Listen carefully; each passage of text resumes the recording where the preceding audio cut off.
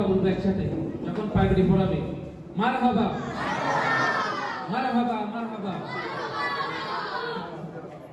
হাফেজ মোহাম্মদ ইউনুসকে তার হেফজ শেষ করার পর পাগড়ি প্রদান করছেন অত্র মাদ্রাসার সম্মানিত প্রতিষ্ঠাতা ও সভাপতি হযরতুল আল্লামা মুফতি জয়নুল আবদিন জাহাদি এবং সম্মানিত সুপার মাওলানা মোহাম্মদ আব্দুল্লাহ সাহেব, এবং তাকে পুষ্পমাল্য অর্পণ করছেন আমাদের সভাপতি মহোদয় এবং সুপার মহোদয়।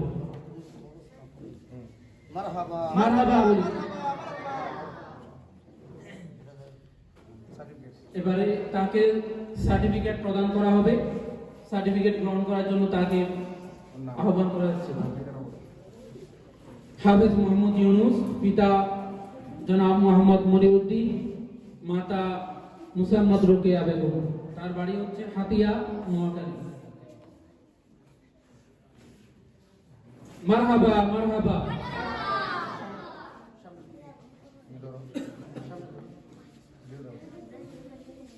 আল্লাহুম্মা আমিন। আলহামদুলিল্লাহি রাব্বিল আলামিন।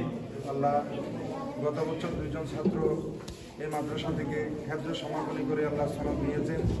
এবছর একজন ছাত্র হেফজ সমাপনী করে সনদ নিচ্ছেন।